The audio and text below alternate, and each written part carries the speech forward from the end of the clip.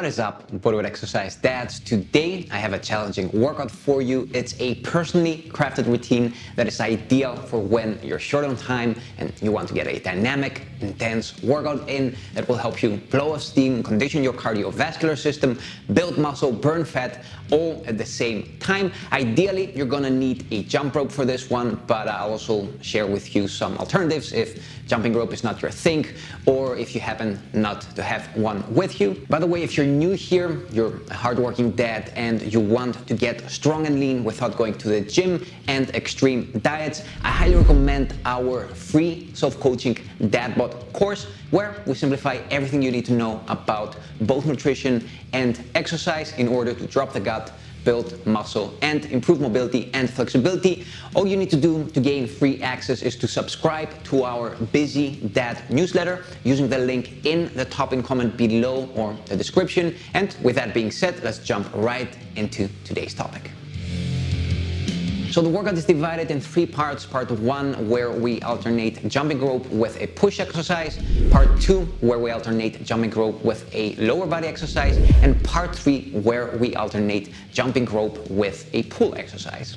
In a nutshell, each part alternates between 21 seconds of jumping rope, 21 seconds of rest, and 21 seconds of your favorite push, lower body, and pull calisthenics exercise for a total of 4 rounds. Your top choices here are push-ups or incline push-ups if you're more of a beginner or if you're carrying some extra weight, chest dips if you want something more challenging, and pike push-ups or even handstand push-ups if you're more advanced. Now, if you're a long-time subscriber, you probably have guessed my favorite choice here. That is, of course, Gymnastic-Ring chest dips. So to give you a quick overview of how that looks, you start with 21 seconds of jumping rope, you take 21 seconds of rest, you switch to 21 seconds of your favorite push exercise, you rest again for another 21 seconds, and you start over for another 3 rounds.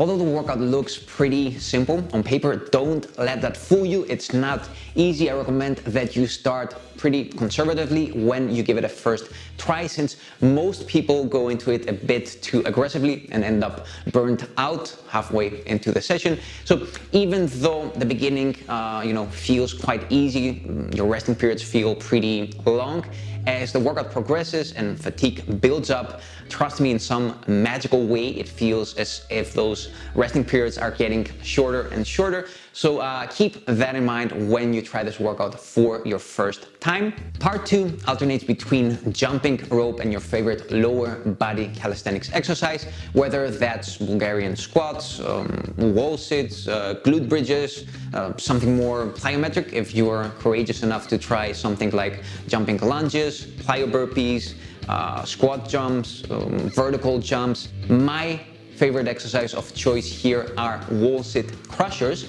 where instead of just leaning against a surface, doing your wall sit as usual, you're trying to push as hard as possible against that surface that you're leaning on. The key here is applying pressure through a flat lower back, making sure, therefore, you're in a posterior pelvic tilt. This will also activate your core more, but most importantly, it will keep your lower back safe.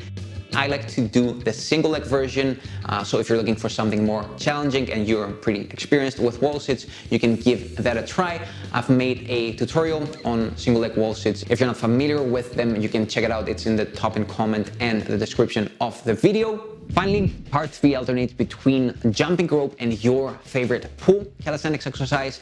Either that's pull-ups, chin-ups, or inverted rows, or full body rows. I have a tutorial about that exercise if you're not familiar with it. If you want a more equipment-free option, you can also opt for weighted prone angels, which is a great option if you don't have access to a pull-up bar or a suspension training system. And even though it's not a pull-oriented exercise per se, it's a great option to target that posterior chain of the body and counteract some of the negative effects of prolonged sitting. If you have a sedentary job, for example, and you want to improve your posture and mobility, also great exercise for shoulder health.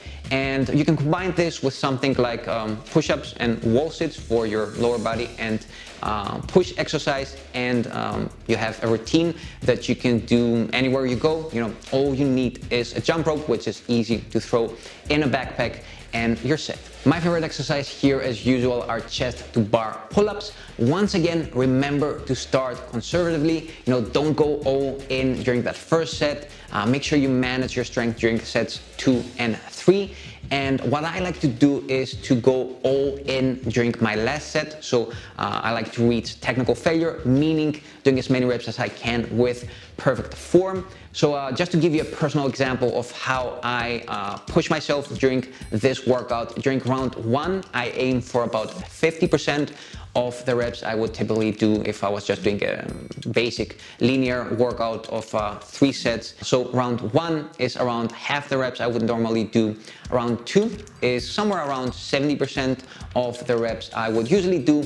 And round 3 is the same. And round 4 is where I go all in. Sometimes I like to get an extra set of rest. So sometimes I will wait for those 21 seconds to go by twice before I do my final round for each exercise. Some other tips here if you want to adjust the workout more towards your preferences. For example, if you want to focus more on the strength side, what I recommend is switching to a 30-second set. So you're alternating between 30 seconds of jump rope, 30 seconds of rest, 30 seconds of your preferred pull, lower body, or push exercise. If you're a complete beginner, what I would recommend is double your resting periods. So, resting 2 times 21 seconds. So you can just, wait for your timer to go through those 21-second sets twice. And as you get used to the workout, you can start alternating between, double resting periods and single resting periods.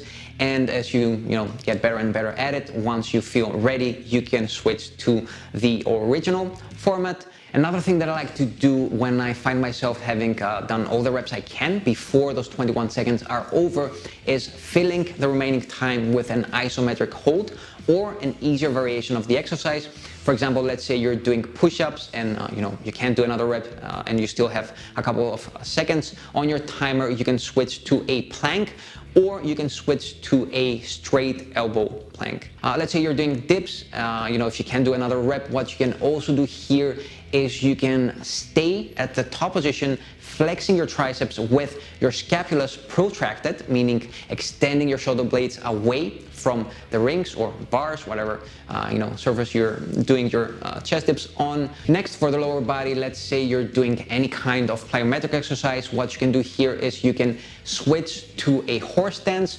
If you're doing something more isometric and more advanced, like a single leg wall sit, you can switch to an easier variation. So doing double-legged wall sits. If you're doing an exercise that is more like a glute bridge, for example, you can finish the set with a squeeze at the top position of the rep. Now, if you're not a fan of the jump rope or you don't have one available at the moment, there are plenty of other alternatives you can replace it with. Ideally, you want to pick a more lower body oriented exercise, but still any multi-joint exercise here can also work really well. For example, one option that a lot of my trainees like to pick are kettlebell swings.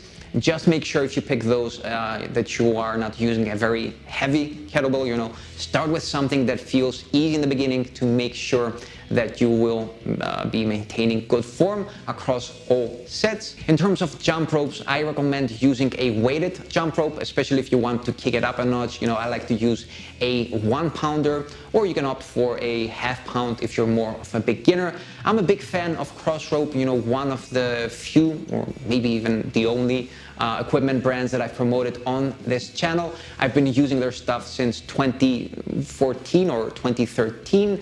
Still, any kind of rope will do, even a simple piece of rope from a hardware store. It's how I used to do things back in the old days. After all, calisthenics are not about resources. Calisthenics are about resourcefulness. That was all for today. If you're new here, make sure that you click on the subscribe button below and that notification bell right next to it. If you have any questions, make sure you leave them in the comment section. I always do my best to get back to every single one of you. And until next time, keep on training.